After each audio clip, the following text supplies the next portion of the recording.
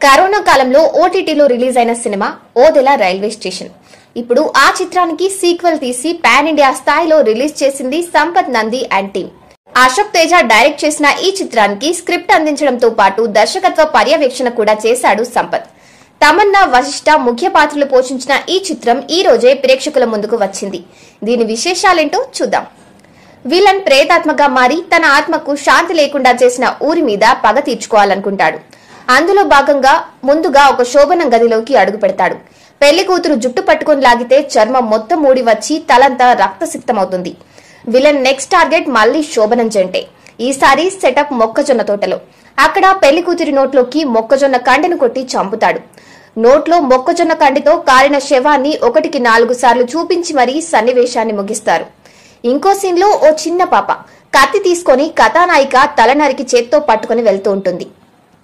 ఇక పతాక సన్నివేశాల్లో తమన్నాను విలన్ హింసించే సన్నివేశాన్నైతే మాటల్లో వర్ణించడం కష్టం.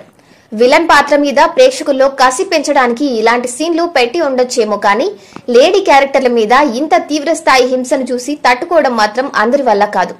ప్రస్తుత పాన్ ఇండియా ట్రెండ్ కు తగ్గట్టు ఓ వైపు దేవుడు, దైవదూత పాత్రలను దేవుడి తత్వంగా గొప్పగా చూపించడానికి చేసిన ప్రయత్నంలా, ఇంకోవైపు ఇలాంటి ఇబ్బందికర సన్నివేశాలు పెట్టడంలో ఆంతర్యమేంటో అర్థం కాదు. రెండింటికి పొంతన కుదరక ఓదెల 2 మిశ్రమ అనుభూతిని కలిగిస్తుంది.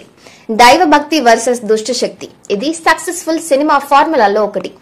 తెలుగు సినిమా ఆరంభం నుంచి ఈ నేపథ్యంలో వందల సినిమాలు వచ్చుంటాయి. ఈ మధ్య పాన్ ఇండియా స్థాయిలోనూ ఈ తరహా చిత్రాల ఊపు పెరిగిన నేపథ్యంలో సంపత్ నంది అండ్ టీమ్ కూడా ఇదే బాట పట్టింది. అయితే ఓదెల 2ను చూస్తూ ఉంటే కథపరంగా చాలా సినిమాలను అనుకరిస్తున్నట్టుగా అనిపిస్తుందే తప్ప ఏది ఆర్గానిక్ గా కొత్తగా కనిపించదు. అరుంధతికి దీనికి సంబంధం లేదని మేకర్స్ చెప్పుకున్నారు. కానీ ముఖ్య పాత్రలన్నింటిలో ఆ సినిమాతో పోలికలు కనిపిస్తాయి. వశిష్ఠ చేసిన తిరుపతి పాత్ర పశుపతి పాత్రకు రెప్లికాలా కనిపిస్తే తమన్నా క్యారెక్టర్ కొంతమేర అరుంధతిని గుర్తు చేస్తోంది. మురళీ శర్మ చేసిన పీరు సాయిబు క్యారెక్టర్ డిట్టో షాయాజీ షిండే పాత్రలా కనిపిస్తోంది. ఇక ప్రేతాత్మగా మారిన విలన్ ఊరి మీద పగబట్టి ఒక్కొక్కరిని చంపుకుంటూ పోవడం ఎన్ని సినిమాల్లో చూసామో లెక్కే లేదు.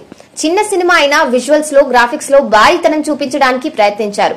కానీ కొన్ని చోట్ల అవి శృతి మించి కృత్రిమంగా తయారై ఈ కథలో సింక్ కాలేదనిపిస్తుంది. ఓదెల 2లో కొన్ని ఆకర్షణలు, ఆసక్తికర సన్నివేశాలు లేకపోలేదు. విలన్ పాత్రను బాగా డిజైన్ చేశారు. ఆరంభ సన్నివేశాలను బాగా తీర్చిదిద్దారు. చనిపోయిన విలన్ ఆత్మకు శాంతి చేకూరకుండా శిక్ష వేయడం, అతను ఊరి మీద పగబట్టడం, ఈ నేపథ్యంలో వచ్చే సన్నివేశాలు క్యూరియస్ గా ఉంటాయి. చివరిగా ఓదెల 2 కొన్ని మెరుపులున్నాయి కానీ